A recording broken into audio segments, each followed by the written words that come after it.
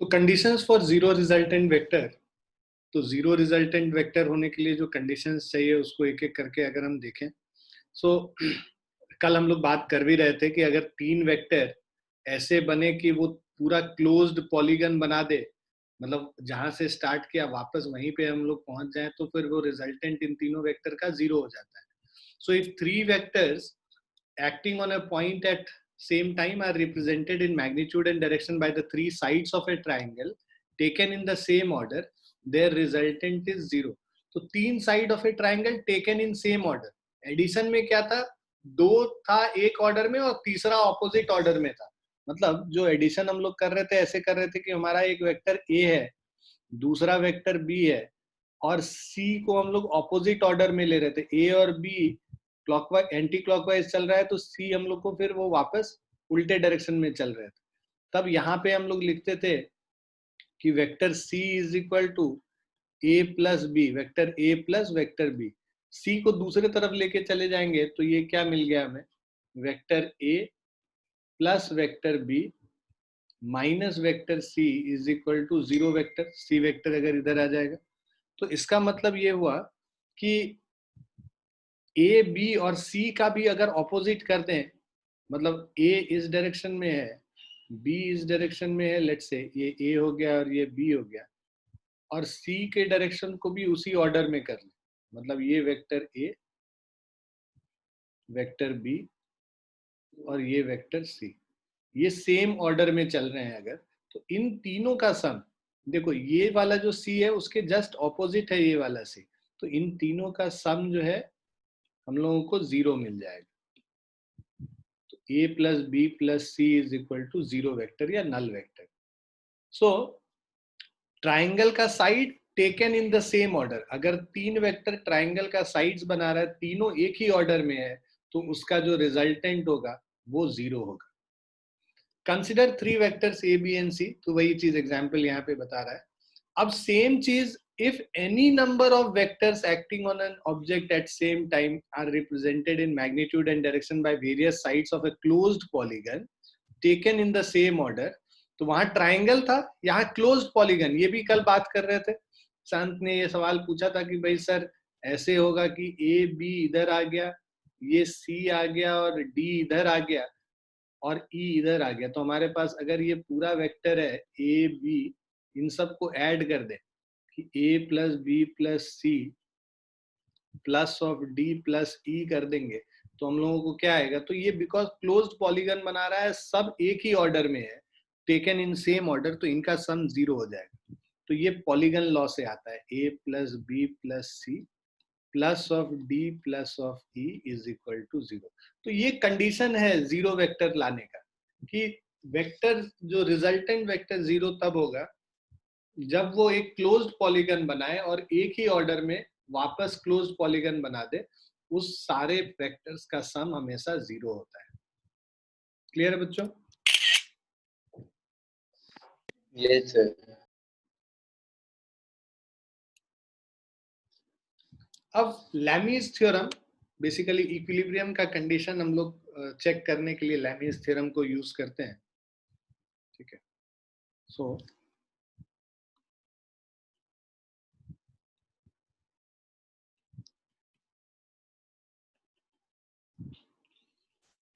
लैमीज theorem क्या होता है कि हमारे पास अगर तीन वेक्टर है, एक वेक्टर बी इधर है, वेक्टर ए इधर है और वेक्टर सी इधर है, तो हमारे पास अगर तीन वेक्टर है और इनके बीच में एंगल बी और सी के बीच में एंगल अल्फा है, ए और सी के बीच में एंगल बीटा है और ए और बी के बीच में एंगल गामा है, तो ये तीन वेक्टर्स और तीनों के ऑपोजिट वाला एंगल दिया हुआ है. तो यहाँ पे लैमीज थ्योरम ये कहता है कि A by sine alpha will be equal to A और उसके ऑपोजिट वाला जो एंगल है उसका sine, A by sine alpha is equal to B by sine beta is equal to C by sine gamma. मतलब ए बी सी अगर equilibrium में है, if A B and C are in equilibrium, equilibrium का मतलब कि उसका जो resultant निकालो तो जीरो आए, इक्विलिब्रियम का मतलब. So if three forces acting at a point are in equilibrium, then each force is proportional to the sine of the angle between the two other forces. So अगर तीनों forces A, B, C equilibrium में है, तो A का division अगर हम करें तो साइन अल्फा, B और C के बीच में जो एंगल है उससे B divided by sign of angle between A and C and C divided by sign of angle between A and B. तो वो ये जो सारा चीज है ये आपस में इक्वल होगा. इसको हम लोग लैमीज थ्योरम कहते हैं. अब इक्विलिब्रियम क्या होता है? इक्विलिब्रियम दो तरीके का होता है. एक स्टेबल इक्विलिब्रियम है और दूसरा अनस्टेबल इक्विलिब्रियम. तो कभी भी there are two types of equilibrium. एक स्टेबल इक्विलिब्रियम और सेकंड वाला है अनस्टेबल इक्विलिब्रियम.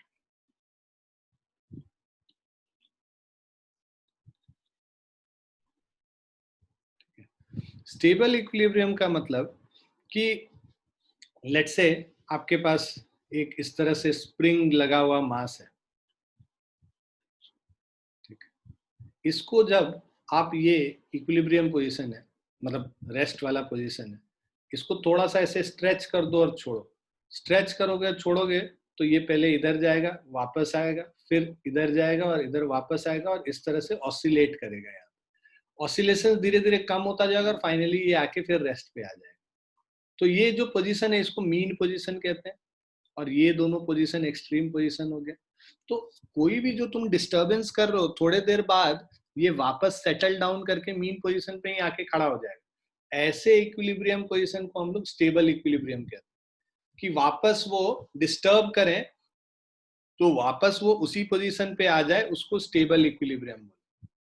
यही अगर कुछ एक इस तरह से एक छोटा सा हाइट का एक प्लेस है. अब यहाँ पे एक ऑब्जेक्ट रखा हुआ है इस हिल पे लेट्स से. अब इसको अगर हम यहाँ से डिस्टर्ब, अभी ये रेस्ट पे है ना इक्विलिब्रियम में, अब यहाँ पे इसको थोड़ा सा डिस्टर्ब कर देते हैं, मतलब इसको थोड़ा सा धक्का देके छोड़ देते हैं. जैसे ही धक्का देंगे ये क्या है, नीचे आ जाएगा. राइट.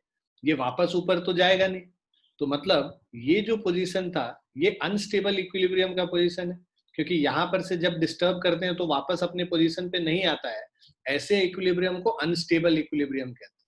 स्टेबल इक्विलिब्रियम में ऑब्जेक्ट जो है अपने पोजीशन पे वापस आ जाएगा.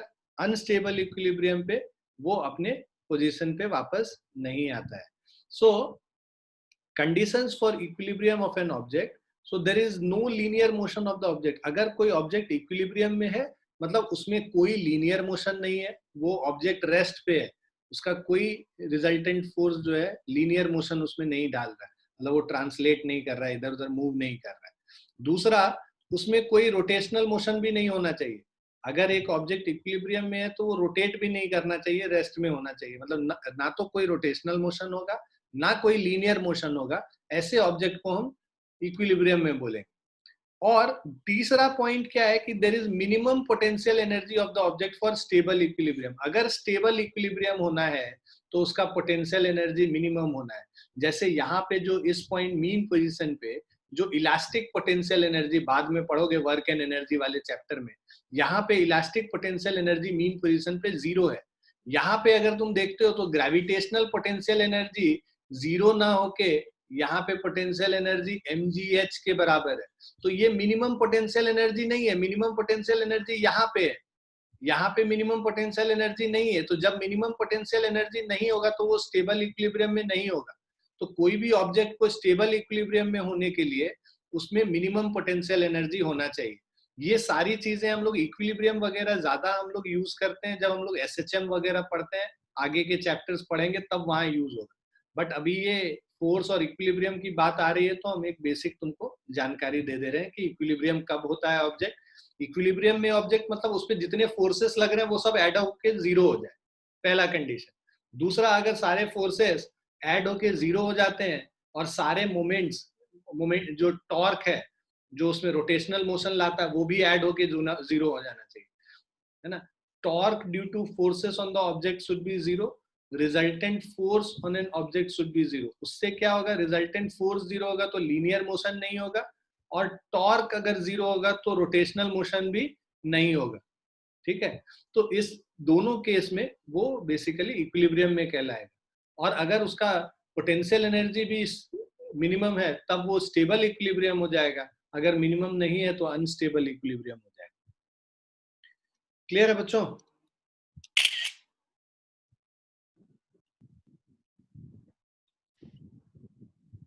समझ में आ रहा है आप लोग को? Yes sir. अब इसमें क्या है कि ये जो लैमीज थ्योरम अगर हम पढ़ें तो Lami's theorem is based on this only, है ना। लैमीज थ्योरम में क्या होता है कि यहाँ पे तुमको दो फोर्स का वैल्यू दिया होगा, बाकी एंगल्स दिए होंगे, तीसरा फोर्स निकालने बोल देगा, या फिर कि तीनों एंगल मतलब दो एंगल दिए हुए हैं, तीनों फोर्स दिए हुए हैं, तीसरा एंगल निकालने बोल देगा। तो कोई भी वैल्यूज ऐसे दिए हुए रहते हैं, उससे अननोन को निकालना है तो वहां पे हम लोग लैमीज थ्योरम का यूज करते हैं। ठीक है बच्चों? मान लो कुछ ऐसा दिया हुआ है,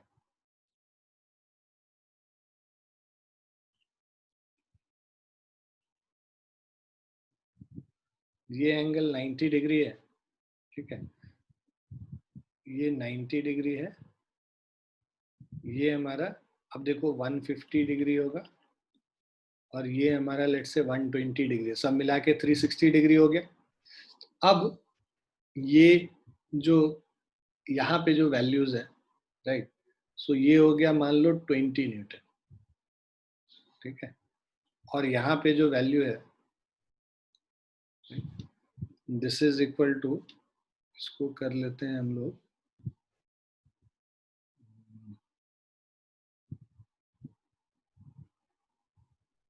20/√3 कर लेते हैं,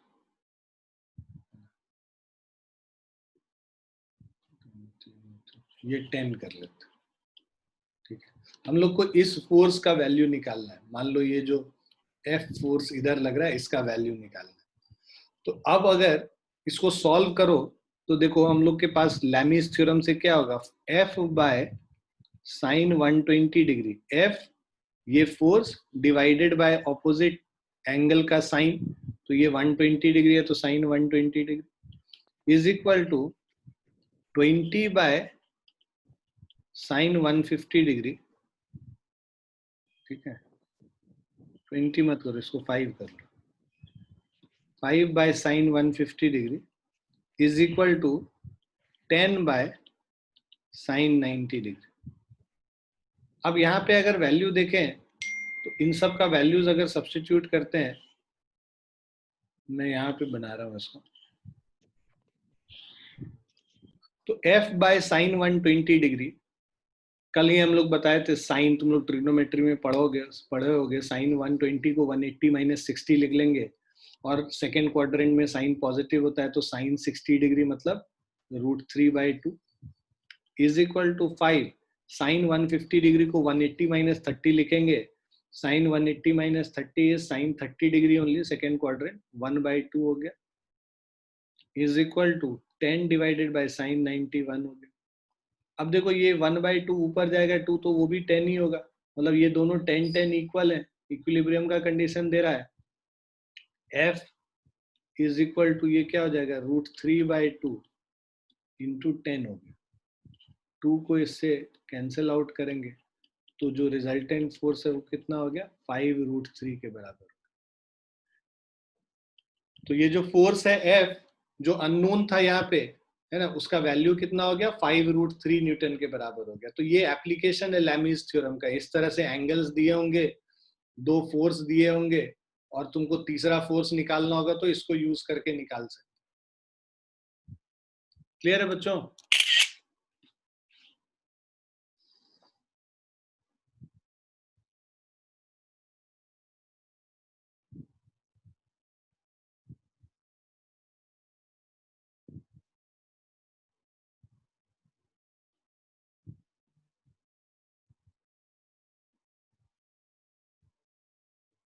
क्लियर है बच्चों?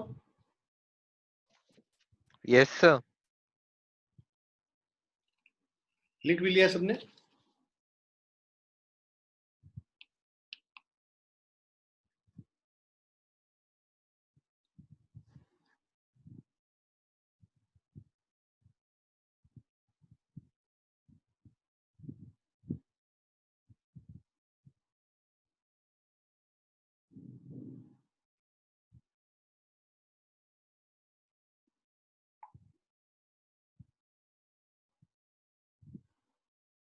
लिख लिया बच्चों? यस सर, लिख लिए। ठीक है। अब हम लोग सब्ट्रैक्शन ऑफ वेक्टर्स पे आएंगे। सब्ट्रैक्शन क्या है? रिवर्स ऑफ एडिशन होता है। Inverse of addition is subtraction. मान लो हमारे पास दो वेक्टर है ए और बी। यहाँ पे समझते हैं पहले। तो अगर हम लोग को ए माइनस बी लिखना है, so vector A minus B is nothing but vector A में अगर माइनस बी को जोड़ दें, ऐड कर दें, क्योंकि हम लोग एडिशन का तो सारा चीज देख चुके हैं। सब्ट्रैक्शन क्यों करना है? हम लोग को रिवर्स ऑफ एडिशन कर देना है। A minus B is nothing but A plus of minus B. तो हम लोग के पास अगर एक वेक्टर ए है और दूसरा वेक्टर बी है, ठीक है, ये वेक्टर ए हो गया। तो अब हम लोग क्या करेंगे? माइनस बी निकाल लेते हैं। तो बी का इनवर्स कर देंगे तो माइनस बी निकलेगा। बी को उल्टा कर देते हैं। ये हमारा प्लस बी है, ये माइनस बी हो गया। ठीक है। अब ए का बी का उल्टा माइनस बी। ए और माइनस बी का सम, मतलब हम लोग पैरेललोग्राम लॉ अगर लगाएं तो पैरेललोग्राम लॉ ये कहता है कि दो वेक्टर का सम उसका डायगोनल होता है पैरेललोग्राम का। तो यहाँ पे पैरेललोग्राम बना लिया, ए और माइनस बी दो एडजेसेंट साइड रखा, तो जो इसका डायगोनल होगा ये हमारा सम हो गया ए प्लस ऑफ माइनस बी का। मतलब ये क्या हो गया? हमारा वेक्टर ए माइनस बी हो। इसी में अगर ए प्लस बी को दिखाना होता हम लोग को तो एक पैरेललोग्राम ऐसे कंप्लीट कर लेते, और यहाँ पे जो डायगोनल होता, ये डायगोनल हमें ए प्लस बी बताता। तो ये हमारा vector A plus vector B बता रहा है। क्लियर है बच्चों? तो दो वेक्टर का एडिशन यहाँ पे दिख रहा है, दो वेक्टर का सब्ट्रैक्शन यहाँ पे दिख रहा है। ये वेक्टर है, वेक्टर ए और दूसरा वेक्टर बी। क्लियर बच्चों? Yes sir. ठीक है। तो इसको ट्राइंगल लॉ से समझो। तो ये अगर एक वेक्टर है ए, ये वेक्टर है हमारा लेट्स से बी, इसको जो है इधर पैरेलली शिफ्ट कर दोगे ऐसे यहाँ पे, तो ये हमारा क्या हो जाएगा? देखो, ये वेक्टर को पैरेलली हमने यहाँ शिफ्ट कर दिया, तो ये हमारा क्या हो गया? बेसिकली ए माइनस बी हो गया। ठीक है। ए माइनस बी का मतलब जो final position vector minus initial position vector वाला जो कल कर रहे थे हम लोग, तो ये हमारा ए माइनस बी हो जाएगा। तो एक पैरेललोग्राम का एक डायगोनल ए प्लस बी होता है, तो दूसरा डायगोनल क्या होता है? A minus B. ठीक है बच्चों?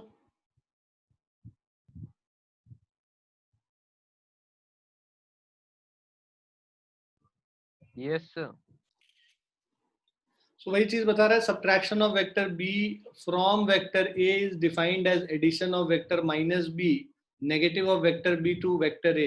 मतलब एडिशन का, सब्ट्रैक्शन का मतलब addition of A with negative of दूसरा vector B. So A minus B is nothing but A plus of minus B, हम लोग डिस्कस कर चुके हैं। Law of vector addition such as triangle law of vectors, parallelogram law of vectors are equally applicable to the process. ठीक है।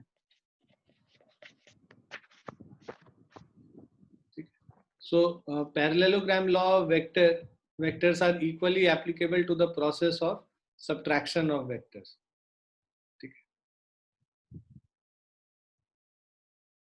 तो दोनों law यहाँ पे एडिशन और सब्ट्रैक्शन दोनों के लिए वैलिड है।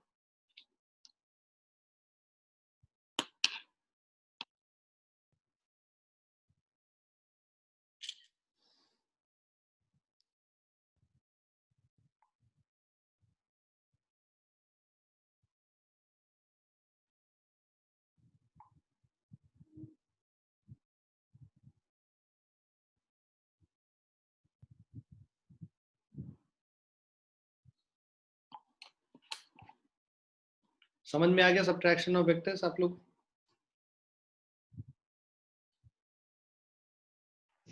Yes sir.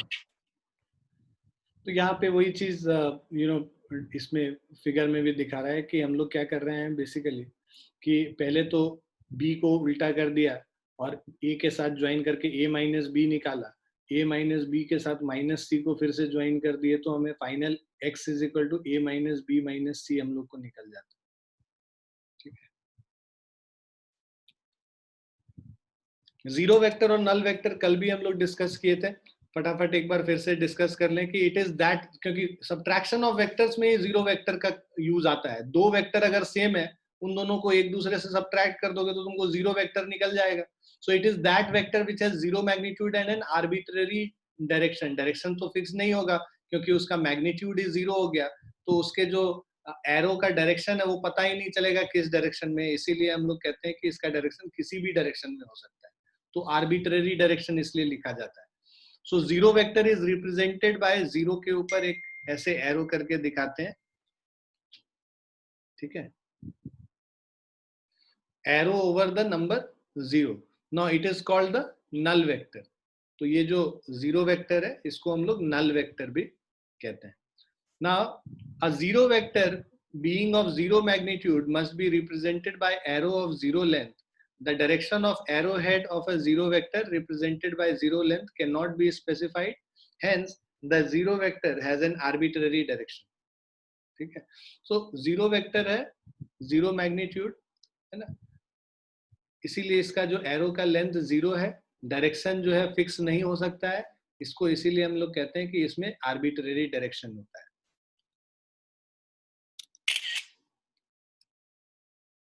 अब रेजोल्यूशन ऑफ वेक्टर, ये कल भी हम लोग बात कर रहे थे रिजॉल्व करने का वेक्टर को कि कैसे रिजॉल्व करते हैं। तो एक वेक्टर को हम लोग दो कंपोनेंट्स में रिजॉल्व कर सकते हैं। तो कंपोनेंट में रिजॉल्व करने का पर्पस क्या है कि हम लोग एक्स एक्सिस और वाई एक्सिस के अलोंग जब रिजॉल्व कर लेते हैं तो इक्वेशंस लिखना इजी हो जाता है किसी भी वेक्टर के। और उसका कंबाइंड इफेक्ट, अगर हम बोलते हैं कि एक वेक्टर को दो पार्ट में स्प्लिट कर लिया, तो दोनों जो स्प्लिट पार्ट है उन दोनों स्प्लिट पार्ट के कंबाइंड इफेक्ट उस वेक्टर के बराबर होता है।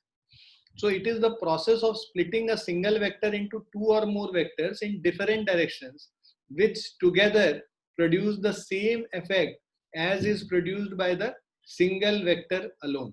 So that means कि आप ये जाने कि ये जो एक वेक्टर को हम स्प्लिट कर रहे हैं, सिंगल वेक्टर को स्प्लिट कर रहे हैं टू और मोर वेक्टर्स में, और वो दोनों डिफरेंट डायरेक्शन में है, which together produce the same effect. उन दोनों का जो टुगेदर अगर इफेक्ट होगा, so that will be same as that single vector alone.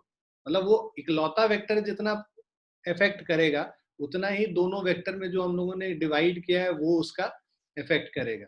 The vectors into which the given single vector is split are called component vectors. एक vector को दो part में जब हम स्प्लिट करते हैं उसको कंपोनेंट वेक्टर्स कहते हैं। अब जनरली जो हम लोग कंपोनेंट्स पढ़ेंगे वो रेक्टेंगुलर कंपोनेंट्स पढ़ेंगे। रेक्टेंगुलर कंपोनेंट मतलब एक्स वाई जो एक्सिस है, इन दोनों के बीच में जो एंगल है वो 90 डिग्री है और एक रेक्टेंगल बनाता है यहाँ पे। तो ये जो कंपोनेंट हम लोग रेक्टेंगुलर कंपोनेंट्स पढ़ते हैं वो मतलब एक्स और वाई एक्सिस के अलॉन्ग उसका कंपोनेंट हम लोग पढ़ेंगे। कल भी हम लोगों ने बात किया था कि यहाँ पे दो ट्राइंगल है, एक ये बेसिकली अगर हम लोग triangle in triangle R O P अगर हम बात करते हैं तो ये एंगल थीटा है, राइट। तो इस ट्राइंगल में ये वाला पोर्शन ओपी बेस हो गया, ओ आर हाइपोटेनस हो गया। सो अगर हम कॉस थीटा लिखेंगे तो cos theta will be equal to OP divided by O R, right. तो cos theta OP by O R है, ओ आर का वैल्यू ए होता है, तो ओपी इज बाय ए हो गया। ए को इधर आके मल्टीप्लाई कर देंगे तो ए कॉस थीटा हो गया, तो ओपी का वैल्यू ए कॉस थीटा हो गया। और एक्स एक्सिस के अलॉन्ग जो यूनिट वेक्टर है वो आई कैप है, तो ए कॉस थीटा हो गया और एक्स एक्सिस के अलॉन्ग यूनिट वेक्टर आई कैप है। तो हम लोग ए को दो पार्ट में डिवाइड कर रहे हैं, एक एक्स कंपोनेंट में एक वाई कंपोनेंट में। एक्स कंपोनेंट हमारा ए एक्स हो गया, सो ये जो पार्ट है ये ए एक्स है और ये वाला जो पार्ट है ये ए वाई है। A X is equal to A cos theta और उस पे आई कैप डायरेक्शन हमें बताता है कि एक्स एक्सिस के अलॉन्ग यूनिट वेक्टर मल्टीप्लाई करके। और उसी तरह अगर हम लोग ट्राइंगल क्यू ओ आर को लें in triangle Q O R हम लोगों का जो साइन थीटा है, sine theta is equal to perpendicular by hypotenuse. तो इस एंगल ये थीटा है, तो बेटा ये वाला दूसरा एंगल ये भी थीटा होगा, ऑल्टरनेट इंटीरियर एंगल्स है। अब इसके लिए ये परपेंडिकुलर हो गया, ओ क्यू परपेंडिकुलर है इस एंगल थीटा के लिए, तो साइन थीटा यहाँ पे लिखेंगे तो perpendicular O Q by hypotenuse O R हो गया। ओ क्यू बोले तो ए वाई है और ओ आर जो है हमारा ए है, तो A Y will be equal to A Y is equal to A sine theta हो गया। जो वाई कॉम्पोनेंट है ये हमारा साइन थीटा हो गया, और इसमें अगर यूनिट वेक्टर इसके अलोंग कर लें तो जे कैप हो गया, ठीक है। तो A sine theta into J cap will give you the value. So Y component is A sine theta J, ठीक है। और एक्स कॉम्पोनेंट जो है ए कॉस थीटा आई। ये हमारा दो कॉम्पोनेंट में हमने एक वेक्टर को ब्रेक कर दिया, ए को दो पार्ट में ब्रेक कर दिया, एक एक्स एक्सिस के अलोंग ए एक्स हो गया और वाई एक्सिस के अलोंग ए वाई, और एक्स एक्सिस के अलोंग कल भी हम लोगों ने बात किया था भाई। अब इसको याद करने का क्या तरीका है कि जिधर एंगल थीटा होता है वो कॉस कॉम्पोनेंट हो जाता है, ए कॉस थीटा, और जिधर एंगल थीटा नहीं है वो साइन थीटा हो जाता है, मतलब ये ए साइन थीटा हो गया। तो कभी भी दो वेक्टर को अगर हम लोगों को रेक्टेंगुलर कंपोनेंट्स में ब्रेक करना है तो वो पार्ट जिसमें थीटा है वो कॉस कंपोनेंट हो गया, और जिधर थीटा नहीं है वो साइन कंपोनेंट हो गया। क्लियर है बच्चों? Yes, sir.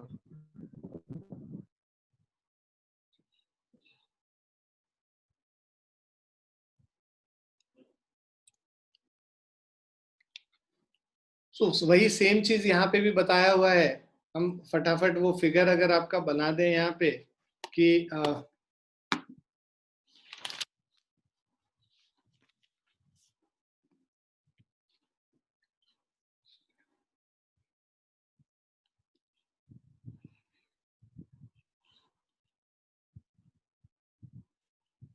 ये हमारे पास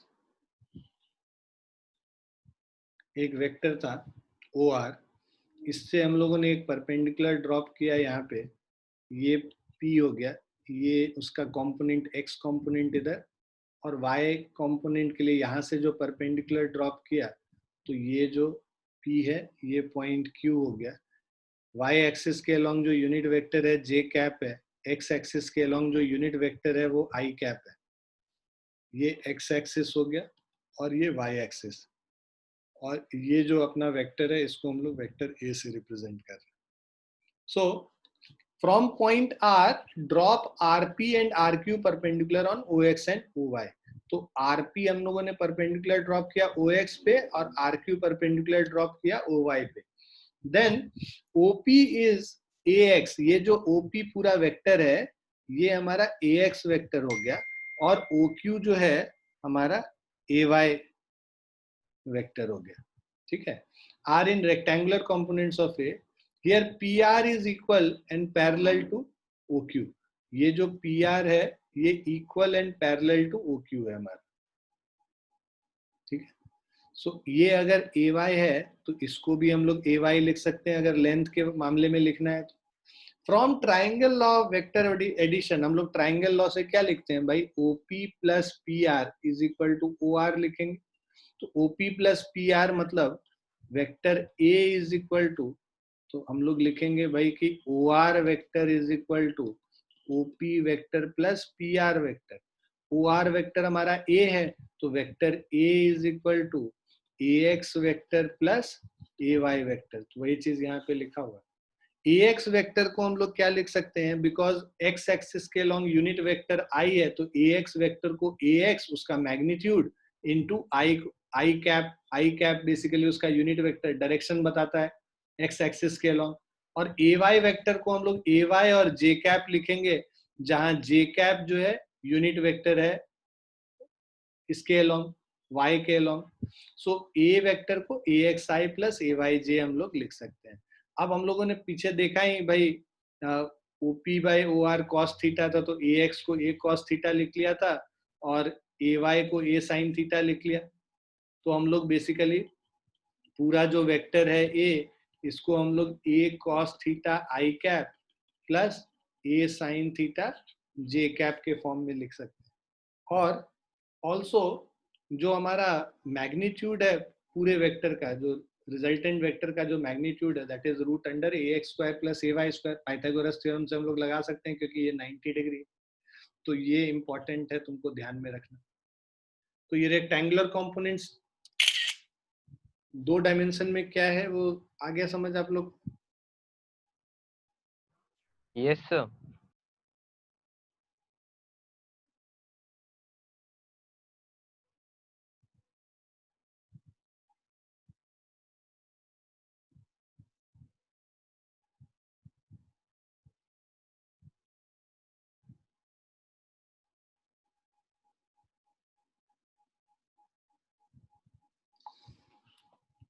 अब देखो यहाँ पे इसमें इमेज, इसमें देखोगे ग्राफ में, ये काला वाला vector main vector A vector, red वाला जो है एक्स कंपोनेंट है और ब्लू वाला जो है वाई कंपोनेंट है। तो जैसे जैसे ये वेक्टर ब्लैक वाला वेक्टर मूव कर रहा है, तुम्हारा रेड वाला वेक्टर जो एक्स कंपोनेंट और वाई कंपोनेंट वो भी जो चेंज करता रहेगा।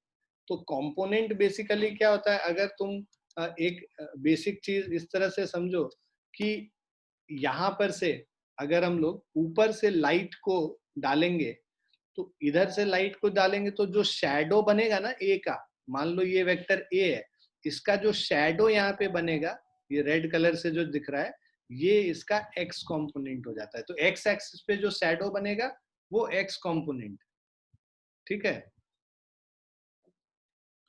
और इधर से यहाँ पे से जो हम लोग लाइट डालेंगे, तो ये जो लाइट राइट साइड से डालेंगे तो इसमें जो लेंथ आएगा यहाँ पे, इस पे वाई एक्सिस के अलोंग जो इसका शैडो आएगा, वो शैडो उसका वाई कंपोनेंट हो जाता है।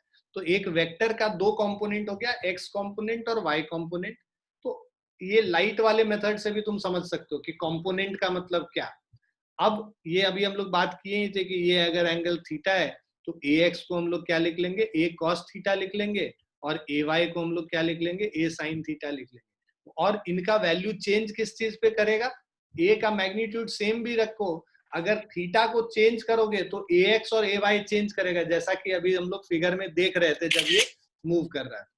तो इवन दो देखो ए का वैल्यू सेम है, जो लेंथ है ब्लैक वाला वेक्टर का वो तो सेम है ना, वो जैसे जैसे उसका एंगल चेंज कर रहा है ए एक्स और ए वाई चेंज कर रहा है। क्यों चेंज कर रहा है, क्योंकि ए एक्स ए कॉस थीटा के बराबर है और A Y A sine theta के बराबर है।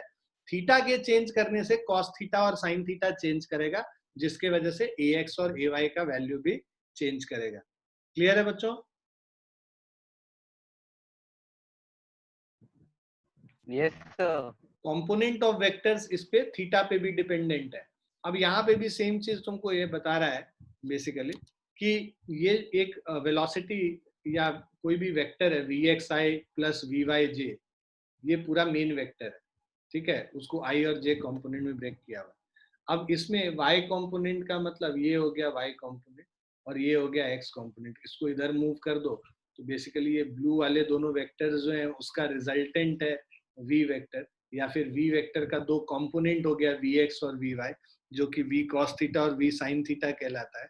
और ये जो पिंक कलर से जो हम लोगों को ये वेक्टर दिख रहा है, ये ij कंपोनेंट है बेसिकली, जो कि हम लोगों को इसका यूनिट वेक्टर x एक्सिस के अलोंग और y एक्सिस के अलोंग बताता है। अब एक क्वेश्चन अगर इस पे बेस्ड करें, कभी भी जो रेजोल्यूशन ऑफ वेक्टर है, रेजोल्यूशन ऑफ वेक्टर के क्वेश्चंस काफी इंपॉर्टेंट माने जाते हैं। तो इसमें हमारे पास एक क्योंकि आगे इसका बहुत यूज है, पूरा न्यूटन्स लॉज ऑफ मोशन और ये सब इसी पे बेस्ड है, मैकेनिक्स के सारे क्वेश्चन। तो हमारे पास एक मास है, इस मास का, ठीक है, ये एक इंक्लाइन प्लेन में इस तरह से है, जो प्लेन इस तरह से टेढ़ा है। अब इसमें वेट यहाँ पे नीचे की तरफ लग रहा है, राइट। इस वेट को कह रहा है ये जो एंगल है इंक्लाइन प्लेन का, ये 30 डिग्री बना रहा है, हॉरिजॉन्टल से ये एंगल जो है 30 डिग्री बना रहा है, ठीक है। Theta is equal to 30 degree. इसका जो मास है ऑब्जेक्ट का 2 kg है। resolve its weight along and perpendicular to the plane. मतलब प्लेन के along इसका कंपोनेंट ये हो जाएगा और प्लेन से परपेंडिकुलर इसका कंपोनेंट ये हो जाएगा। इन दोनों, ये जो वेट है इसको हम लोग को दो परपेंडिकुलर कंपोनेंट्स में ब्रेक करना है। रेक्टेंगुलर कंपोनेंट्स में ब्रेक करने की बात होती है, ये रेक्टेंगुलर कंपोनेंट्स में। ठीक है, तो ये जो हमारा वेट है, वेट बोले तो W इज इक्वल टू कितना हो जाएगा, mg हो जाएगा इसके अलावा नीचे।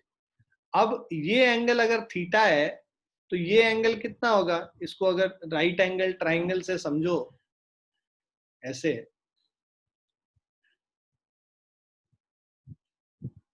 ये भी 90 डिग्री है, ये 90 डिग्री है, ये 90 है, मान लो ये थीटा है, तो ये वाला एंगल कितना होगा, 90 माइनस थीटा हो जाएगा, और ये जो एंगल है ये कितना होगा, थीटा होगा। तो मैंने बोला भाई कि ये थीटा है, ये 90 माइनस थीटा है, ये भी थीटा हो जाएगा। जिधर एंगल थीटा होता है उधर कॉस कंपोनेंट होता है, अभी तुरंत हम लोग देखे थे, तो ये mg cos थीटा यहाँ पे हो गया। और जिधर थीटा नहीं होता है वो साइन कंपोनेंट होता है, तो ये वाला कंपोनेंट क्या हो जाएगा, mg sin थीटा हो जाएगा, राइट। तो ये वाला कंपोनेंट mg cos थीटा और ये वाला कंपोनेंट mg sin थीटा। ठीक है, तो ये दो कंपोनेंट्स हो गए जिसमें आप वेट mg को ब्रेक कर सकते हैं, एक कॉस कंपोनेंट में और दूसरे को साइन कंपोनेंट। ये एंगल थीटा जो है ये 30 डिग्री। क्लियर है बच्चों? Yes sir. तो आपको यही कह रहा था कि इसको रिजॉल्व कीजिए। अच्छा, अब आप अगर इसको रिजॉल्व करके वैल्यूज में लिखना चाहते हैं तो वो भी लिखा जा सकता है। वेट mg का मतलब मास कितना है, 2 है, और g का वैल्यू कह रहा है 10 मीटर पर सेकेंड स्क्वायर ले लेना है, तो 2 इंटू 10 कर लेंगे तो ये वेट कितना हो जाएगा, 20 न्यूटन हो गया। और 20 न्यूटन कॉस थीटा, थीटा का वैल्यू 30 डिग्री है। ठीक है, तो mg cos थीटा का मतलब 20 into cos of 30 degree. cos 30 degree का मतलब होता है √3/2, इसको कैंसिल करेंगे तो ये हो जाएगा 10√3। mg sin थीटा का मतलब 20 इंटू साइन 30 डिग्री, तो which is equal to 20 into 1/2, तो विच इज 10 न्यूटन। क्लियर है बच्चों? Yes sir.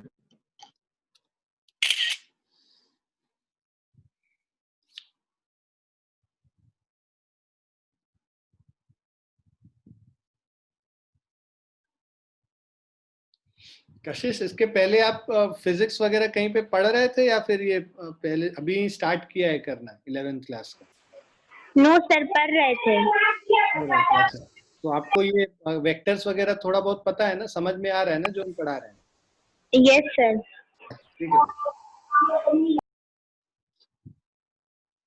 और तो ये हो गया हमारा। देखो अब 10√3 का मतलब क्या हो गया, 10√3 इज इक्वल टू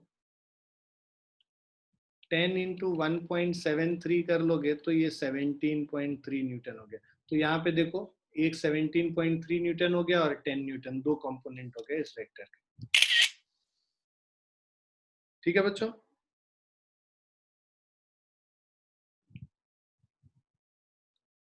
अब हम लोग आगे चलते हैं नेक्स्ट पे। ये देखो ये क्वेश्चन है यहाँ पे, a rope is stretched between two poles, a 50 newton boy hangs from it as shown in figure. तो एक बच्चा है जिसका वेट 50 न्यूटन है, तो एक फोर्स नीचे के तरफ इस डायरेक्शन में लगेगा और ये जो फोर्स है वो कितना है, 50 न्यूटन के बराबर, राइट। और एक स्ट्रिंग देखो रोप से लटक रखा है, तो एक रोप इसको इधर खींच रहा है T2 टेंशन से। मतलब टेंशन क्या होता है कि अगर कोई रोप है और यहाँ पे अगर कोई वेट आपने इसके ऊपर लटका रखा है, तो जितने वेट होगा उतना ही टेंशन ऊपर के तरफ इसको बैलेंस करेगा। हमेशा एक्शन और रिएक्शन फोर्स अगर हम देखें तो अगर एक्शन फोर्स लग रहा है तो ऊपर एक रिएक्शन फोर्स लगेगा जो कि इसको इक्विलिब्रियम में रखे हुए। तो वो जो रिएक्शन फोर्स है इस वेट को बैलेंस करने के लिए इस डायरेक्शन में जो लग रहा है, रोप के अलोंग लगेगा, रोप इधर है तो T2 इधर लग गया। और एक फोर्स जो है ये इस वाले रोप पे दोनों तरफ से रोप खींच रहा है इसको, तो एक टेंशन इधर T1 हो गया एक रोप पे, दूसरे रोप पे टेंशन T2 हो गया। ये दो फोर्सेस हो गए। ये एंगल अगर 15 डिग्री है तो हमें पता है कि ये भी 15 हो जाएगा। ये 30 डिग्री है तो ये भी 30 डिग्री हो जाएगा। इसका एक कंपोनेंट, इस T2 का दो कंपोनेंट होगा, एक हॉरिजॉन्टल और एक वर्टिकल। तो एक हो गया T2 cos 45 cos 15, क्योंकि ये 15 डिग्री है, जिधर एंगल होता है वो cos कंपोनेंट होता है। ये T2 cos 15 हो गया, और ये क्या हो गया, T2 sin 15 हो गया। और ये जो T1 है इसका दो कंपोनेंट हो गया, ये एंगल 30 है, ये भी एंगल 30 होगा, तो ये T1 cos 30 हो गया, और ऊपर एक हो गया T1 sin 30। अब ये दोनों एक दूसरे को बैलेंस करेगा, क्योंकि ये इक्विलिब्रियम में है। जितना लेफ्ट साइड में फोर्स लग रहा है, मतलब T1 cos 30 degree is equal to T2 cos 15 degree, ठीक है। और उसके बाद जो वर्टिकल डायरेक्शन में लग रहा है वो क्या लग रहा है कि T1 sin 30 plus T2 sin 15 is equal to 50 newton. जितना ऊपर के तरफ T1 sin 30 और T2 sin 15 दोनों का सम लग रहा है, नीचे के तरफ 50 न्यूटन लग रहा है। तो ये दो पेयर ऑफ लीनियर इक्वेशन है, इसको सॉल्व करके हम लोग वैल्यूज निकालेंगे, ठीक है।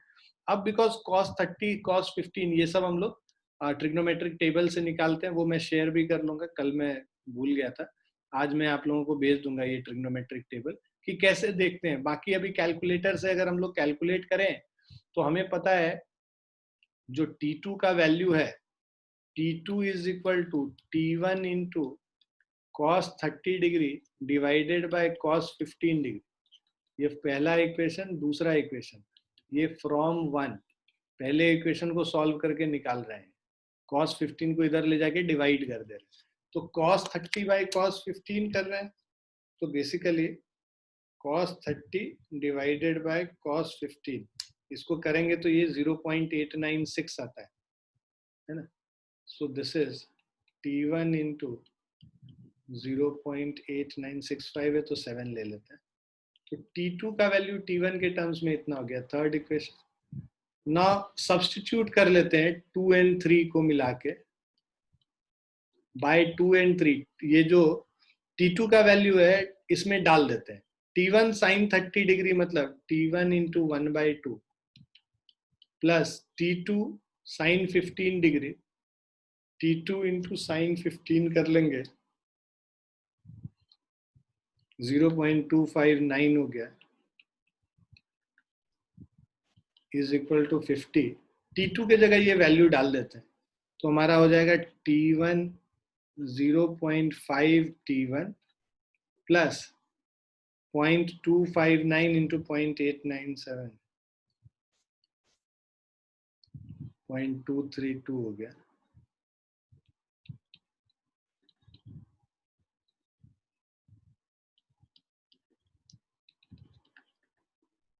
सब T1 हो गया। सो अब ये दोनों को ऐड कर दो तो 0.732 T1 इज इक्वल टू 50। सो जो T1 का वैल्यू है ये हो जाएगा 50 डिवाइडेड बाय 0.732, 68.3 हो गया। सो T1 का वैल्यू 68.3 न्यूटन हो गया, ठीक है। ये अप्रोक्सीमेट टेबल से निकाला हुआ वैल्यू हम लोग कैलकुलेटर से कर रहे हैं, इसीलिए थोड़ा सा डिफरेंस तुमको दिखेगा। T2 का वैल्यू निकालेंगे, T2 is equal to T1 into 0.897, ये निकालेंगे 61.27 आ रहा। सो ये T1 और T2 का वैल्यूज हो गया।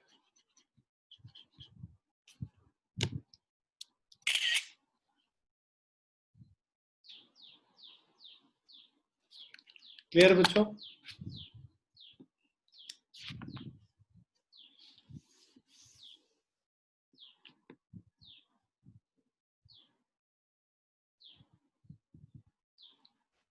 क्लियर है बच्चों? यस सर, क्लियर है। Yes, sir. ठीक। अब rectangular component of vector in 3 dimension, 3 dimension में अगर हम लोग बात करें तो हमारे पास एक वेक्टर ओ है और ये ओ आर एक वेक्टर है जो वेक्टर ए से हम रिप्रेजेंट कर रहे हैं। तो ये जो vector A angle x axis से जो एंगल बना रहा है उसको अल्फा कर रहे हैं, वाई एक्सिस से जो बना रहा है बीटा कर रहे हैं, और जेड एक्सिस से जो बना रहा है उसको गामा कर रहे हैं। तो ये जो अल्फा बीटा गामा है उसको बेसिकली वो डायरेक्शंस के लिए हम लोग यूज करते हैं, ठीक है। तो अब अगर हम लोग ए एक्स लिखेंगे तो ए एक्स को लिख लेंगे ए कॉस अल्फा, ए वाई लिखेंगे तो ये हो जाएगा ए कॉस बीटा, और ए जेड लिखेंगे तो ये हो जाएगा ए कॉस गामा। तो ये जो cos alpha cos beta cos gamma है, cos alpha cos beta cos gamma, इनको अलग से नाम दिया गया है जिसको डायरेक्शन कोसाइंस कहते हैं, ठीक है। तो cos alpha cos beta cos gamma direction cosine हुआ। ये एंगल्स हैं जो एक vector X axis Y axis और जेड एक्सिस से बनाते हैं, क्लियर है। और ये उसके कंपोनेंट्स हो गए, वेक्टर ए के कंपोनेंट्स हो गए, एक्स एक्सिस के लॉन्ग, वाई एक्सिस के लॉन्ग और जेड एक्सिस के लॉन्ग। तो अगर हम लोग को वेक्टर फॉर्म में लिखना है तो हमें पता है vector A is equal to vector A X plus vector A Y plus vector A Z. इनको कंपोनेंट्स में लिखेंगे तो ए एक्स मतलब A cos alpha I cap हो गया, plus A cos beta J cap हो गया, और A cos gamma K cap हो गया। के कैप जो है unit vector along Z axis है, जे कैप जो है यूनिट वेक्टर वाई एक्सिस के अलोंग है, और आई कैप जो है यूनिट वेक्टर एक्स एक्सिस के अलोंग। क्लियर है बच्चों?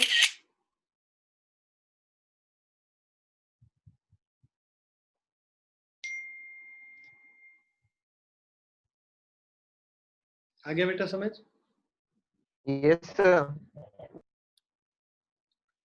अब सेम चीज इस डायग्राम में भी बताया हुआ, ये तो कल भी हम लोग किए थे। अब वही चीज को यहाँ पे बता भी रखा है जो अभी हम बता रहे थे, भाई वेक्टर ए जो है ये ए एक्स ए वाई ए जेड के फॉर्म में लिख सकते हैं, राइट। और ये जो ए एक्स है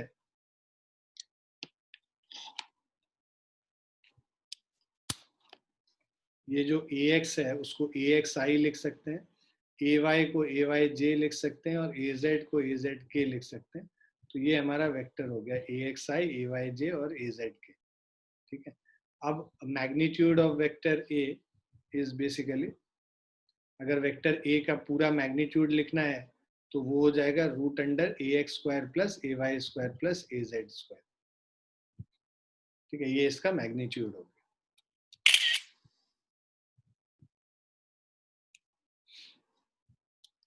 अब vector addition when vectors are in terms of rectangular components, हम लोगों ने कल ज्योमेट्रिकल मेथड करा, एक जो है एनालिटिकल मेथड करा जहां फॉर्मूला से हम लोग वेक्टर एडिशन कर रहे थे। अब अगर दो वेक्टर रेक्टेंगुलर कंपोनेंट्स में है तब उसको कैसे ऐड करते हैं ये हम लोग देखेंगे। तो अगर हमारे पास एक वेक्टर है A x I plus A Y जे और दूसरा वेक्टर बी है जो B X I plus B Y जे है, इन दोनों वेक्टर को अगर जोड़ दें, रिजल्टेंट वेक्टर आर क्या है, ए प्लस बी है, जो कि ए को हम लोग लिख लेंगे ए x I plus A Y J, B को लिख लेंगे B X I plus B Y जे, और इनको रिजल्टेंट ऐड कर लेंगे। मतलब अब इनको जोड़ेंगे तो हम लोग आई को आई के साथ जोड़ देते हैं और जे को जे के साथ जोड़ देते हैं, क्योंकि ये दोनों सेम डायरेक्शन में है। जे मतलब वाई एक्सिस के लॉन्ग, आई मतलब एक्स एक्सिस के लॉन्ग। तो हम लोगों ने देखा है कि अगर दो वेक्टर सेम डायरेक्शन में है तो उसको डायरेक्टली ऐड किया जा सकता है। तो हम लोग पहले क्या है, आई एक्सिस मतलब जो एक्स एक्सिस के अलोंग जो वेक्टर है उनको डायरेक्टली ऐड कर देते हैं, और वाई एक्सिस के अलोंग जो वेक्टर है उसको फिर से ऐड करेंगे। तो जो एक्स एक्सिस के अलोंग वाले को ऐड करेंगे तो हमें क्या निकल के आएगा, ए एक्स प्लस बी एक्स आ गया, और वाई एक्सिस के अलोंग जो है उसको क्या ऐड करके मिलेगा हमें, ए वाई प्लस बी वाई मिल जाएगा। तो जो रिजल्टेंट है हमारा उसके भी दो कंपोनेंट्स हो गए। जो रिजल्टेंट है ये आर एक्स इस रिजल्टेंट का एक्स कंपोनेंट है और आर वाई इसका y कंपोनेंट है। तो रिजल्टेंट को R X I plus R Y J करोगे तो उसको A X plus B X I और A Y plus B Y J, मतलब एक्स एक्सिस के अलोंग जो रिजल्टेंट है वो A X plus B X हो गया, वाई एक्सिस के अलोंग जो रिजल्टेंट है उसको ए वाई प्लस by कर सकते हैं. So it means each component of the resultant vector R is the sum of the corresponding components of A and B. तो इसको सिंपली अगर हम लोग 3 कंपोनेंट्स में ब्रेक करना हो तो जो है इसको हम लोग सिंपली ऐसे लिख लेंगे कि भाई ax plus ay plus az अगर हमारे पास एक वेक्टर है i j k के कंपोनेंट में, दूसरा वेक्टर b है जो रेक्टेंगुलर कंपोनेंट्स के फॉर्म में लिखा हुआ है bxi plus by plus bz, इन दोनों को ऐड करना है. क्या करेंगे, x को x के साथ, y को y के साथ और z को z के साथ अलग से ऐड करके उनको अलग अलग i j के कंपोनेंट्स हम लोग लिख लेंगे.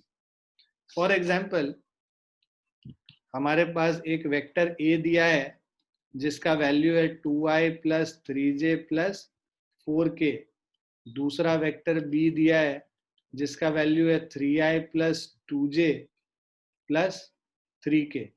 ये दो वेक्टर्स दिए हुए हैं, हम लोग को इनका सम निकालना है, मतलब vector a plus vector b निकालना है. तो इसको क्या लिखेंगे, 2i plus 3j plus 4k. अब इसमें दूसरा वेक्टर b को ऐड कर देंगे, तो वेक्टर b को ऐड करेंगे तो plus of 3i plus 2j plus 3k. अब इसको अगर हम लोग ऐड करते हैं 2i प्लस 3i को साथ में लेके आ जाते हैं, 2i plus of 3i plus 3j plus 2j 4k plus 3k. मतलब i कंपोनेंट को i कंपोनेंट के साथ जोड़ेंगे, j को j के साथ और k को k के साथ. 2 प्लस 3 क्या हो गया हमारा, 5i हो गया. 3 प्लस 2 क्या हो गया, 5j हो गया.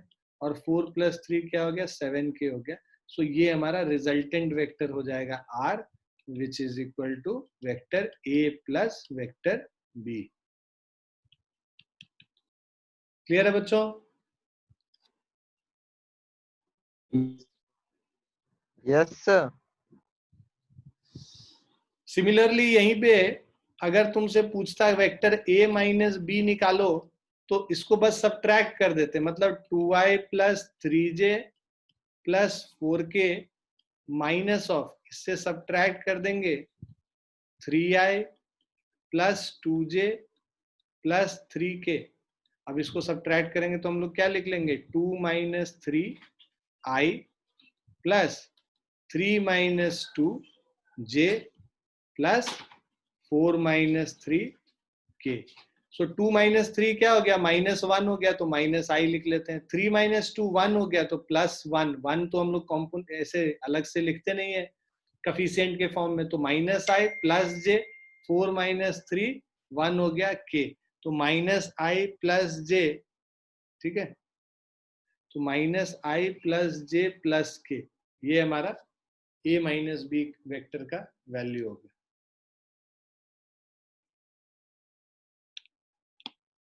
क्लियर है बच्चों?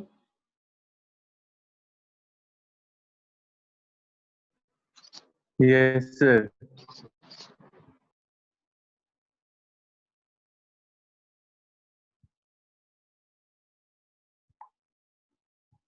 लिख लो फटाफट ये एग्जांपल्स वगैरह.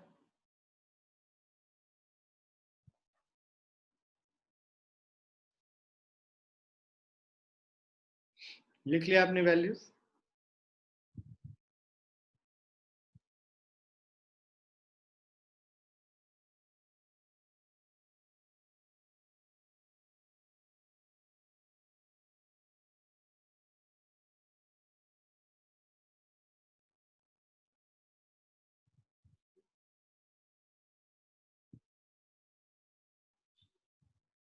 लिख लिया बच्चों?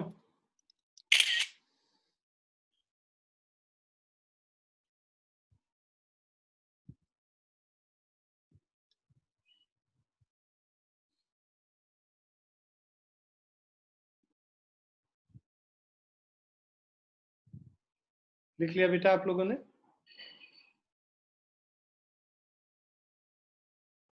Yes sir. अब देखो डायरेक्शन कोसाइन जो बात कर रहे थे उनके कुछ प्रॉपर्टीज भी होते हैं, वो भी आपको समझने जरूरी है. तो यहाँ पे ये वाला जो देखो वेक्टर, मान लो ये एक्स एक्सिस है, ये y एक्सिस और ये z एक्सिस है। हम लोगों ने बात किया था x y z हम कुछ भी ले सकते हैं, डिपेंड करता है कि बस वो एंटी क्लॉकवाइज डायरेक्शंस में होने चाहिए। ठीक है,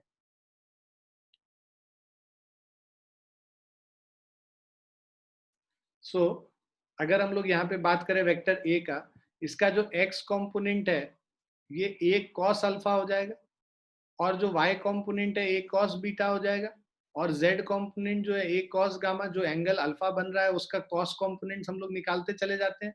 तो ax हो गया a cos अल्फा, ay हो गया a cos बीटा, और az हो गया a cos गामा। तो इससे cos अल्फा निकल गया हमारा ax by a, cos beta ay by a, cos gamma az by a हो गया।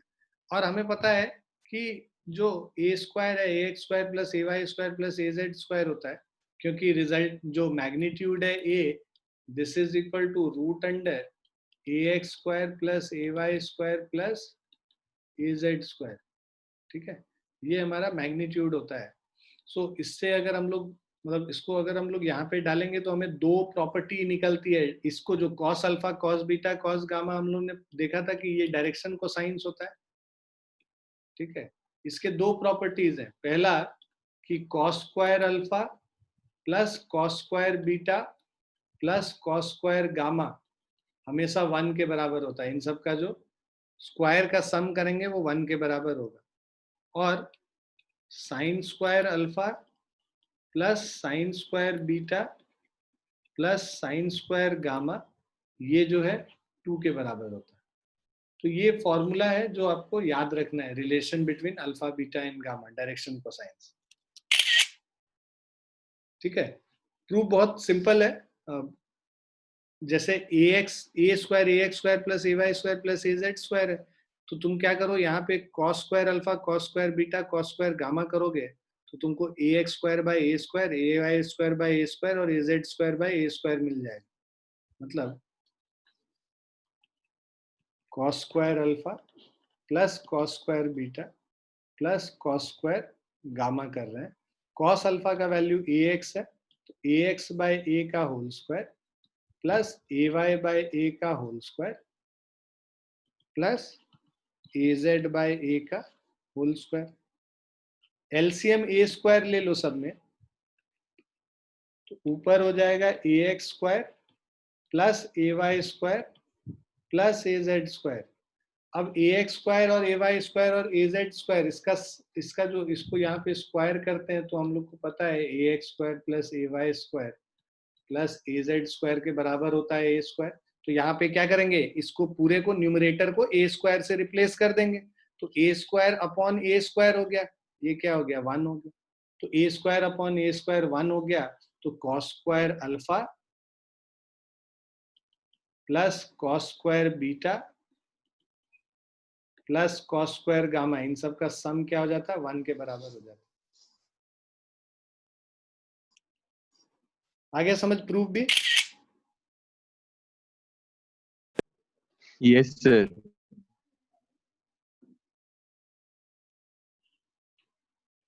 सुधांशु ईशान तुम लोग खूब मन लगा के पढ़ाई करो, है ना।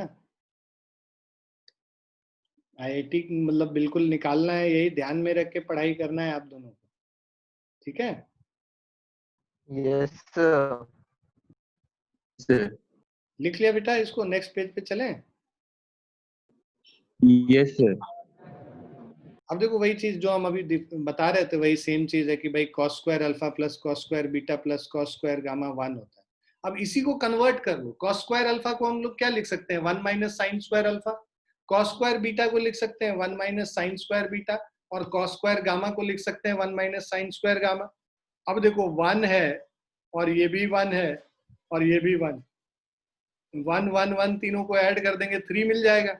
Sine square alpha plus sine square beta plus sine square gamma कर देंगे, अब 1 हो गया। ये माइनस वाला पूरा साइन स्क्वायर अल्फा को उठा के राइट साइड में कर लेंगे, 1 को इधर लेफ्ट में ले आएंगे तो 3 माइनस 1 2 हो जाएगा, और sine square alpha plus sine square beta plus sine square gamma 2 के बराबर।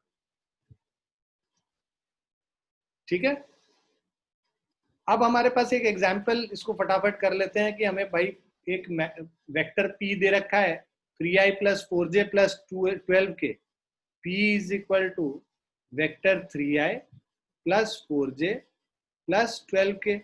मैग्नीट्यूड ऑफ पी पूछ रहा है।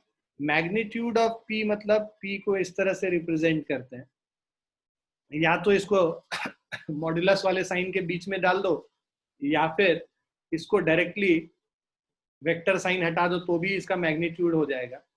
P का जो मैग्नीट्यूड है this is equal to px square, sorry px square plus py square plus pz square. px square का मतलब root under 3 square plus 4 square plus 12 square, so which is equal to 9 plus 16 plus 144.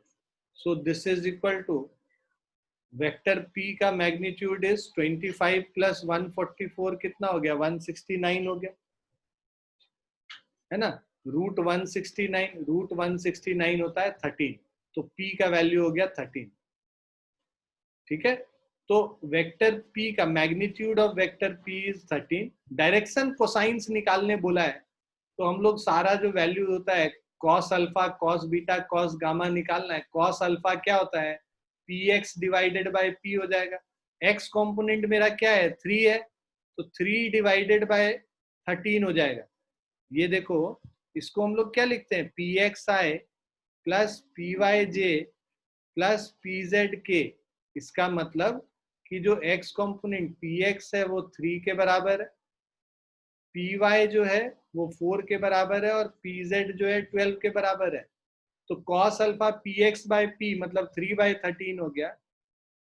cos beta is equal to py upon p, तो py upon p, py है हमारा 4 है, 4/13 हो गया। और cos gamma करेंगे pz अपॉन p हो जाएगा, pz मतलब 12/13 हो जाएगा। तो ये cos अल्फा, cos बीटा और cos गामा का वैल्यू हो गया अलग अलग।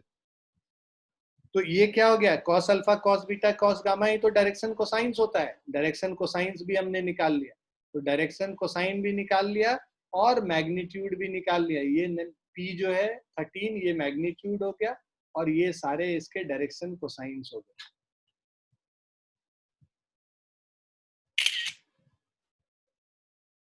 क्लियर बच्चों? Yes sir. लिख लो जल्दी। लिख लिए सर। अच्छा, बहुत बढ़िया बेटा।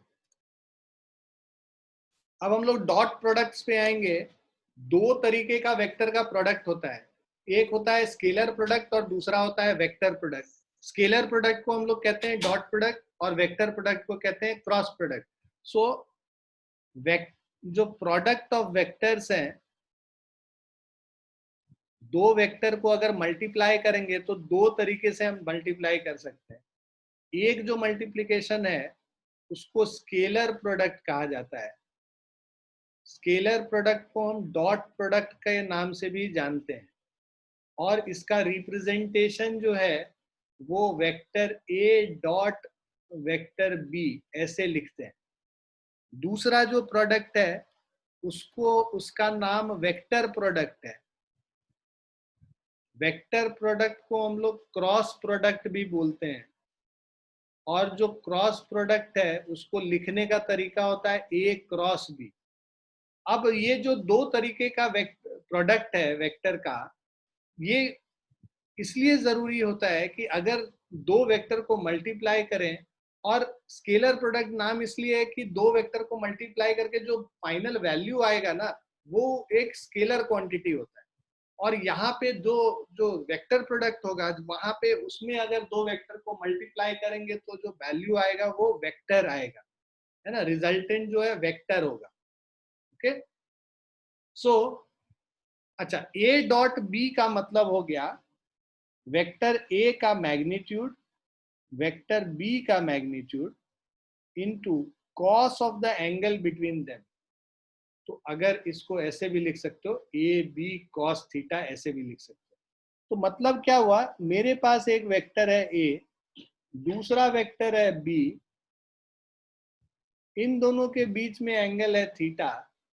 तो ए डॉट बी का मतलब ए बी कॉस थीटा। इसका ज्योमेट्रिकल मीनिंग क्या हुआ कि बी से अगर हम लोग एक परपेंडिकुलर ड्रॉप करें यहाँ पे, राइट, ए के ऊपर।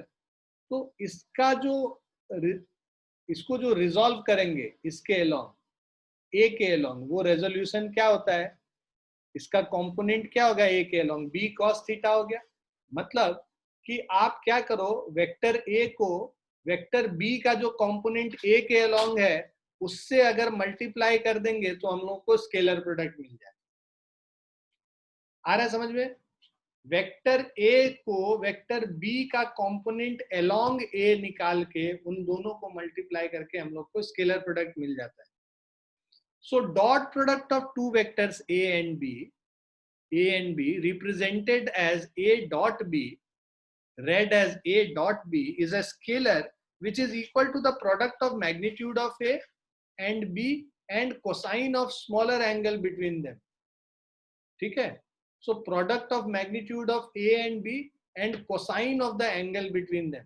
So if theta is the smaller angle between a and b, then a dot b ab cos theta हो जाता है। Since a b and cos theta are scalar, a क्या है, मैग्नीट्यूड है a का, वेक्टर a का, b क्या है, मैग्नीट्यूड वेक्टर b का है, तो ये सब स्केलर हैं, इन सब का कोई डायरेक्शन नहीं है। Therefore, the dot products of a and b is a scalar quantity. That is why dot product of two product are called scalar product, क्योंकि इसका जो रिजल्टेंट फाइनल वैल्यू आता है वो एक स्केलर क्वांटिटी आता है। Each vector a and b has direction, but their scalar product does not have direction, है ना? a और b का इंडिविजुअली तो डायरेक्शन होगा, बट उसका स्केलर प्रोडक्ट का कोई डायरेक्शन नहीं होता है। क्लियर है बच्चों?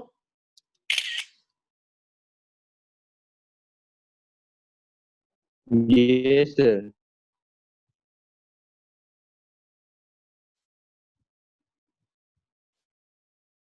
अब वो जो हम कंपोनेंट वाला बात कर रहे थे वो यहाँ पे दिख भी रहा है आपको कि हमारा वेक्टर ए है, हम या तो बी का कंपोनेंट ए के अलोंग निकाल लें और उसको मल्टीप्लाई कर दें, तो एक ही बात है, बी कॉस थीटा इंटू ए हो जाएगा। और या फिर ये भी कर सकते हैं कि ए का कंपोनेंट बी के अलोंग निकालना है, ए का कंपोनेंट अगर बी के अलोंग निकालना है तो ए का कंपोनेंट बी के अलोंग ए कॉस थीटा हो गया, उसको बी से मल्टीप्लाई कर लो। तो बी कॉस थीटा को ए से मल्टीप्लाई करो, चाहे ए कॉस थीटा को बी से मल्टीप्लाई करो, दोनों तुमको ए बी कॉस थीटा ही देगा। ये बी कॉस थीटा हो गया projection of B onto A, और ए कॉस थीटा हो गया projection of A onto B. A का प्रोजेक्शन बी पे ए कॉस थीटा, बी का प्रोजेक्शन ए पे बी कॉस थीटा। इसको ए से मल्टीप्लाई करेंगे और ए कॉस थीटा को बी से मल्टीप्लाई करेंगे, दोनों केस में तुमको सेम वैल्यू आएगा A B cos theta dot product. Clear है बच्चों? Yes, sir. ठीक है ना? तो ये बेसिक है डॉट प्रोडक्ट का। अभी और डिटेल में हम लोग करेंगे, कुछ क्वेश्चंस भी करेंगे, रेक्टेंगुलर कंपोनेंट में कैसे मल्टीप्लाई करते हैं वो भी करेंगे। तो ये सारी चीजें कल इसके आगे कंटिन्यू करेंगे।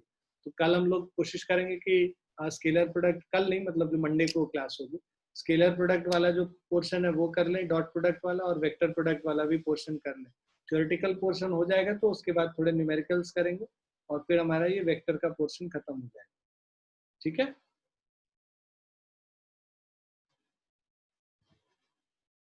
तो ये जो स्लाइड्स हैं ये हम शेयर कर लेंगे तुम लोगों के साथ, इसको आगे तुम लोग पढ़ लेना, अपना नोट्स वगैरह बना लेना, और कुछ क्वेश्चन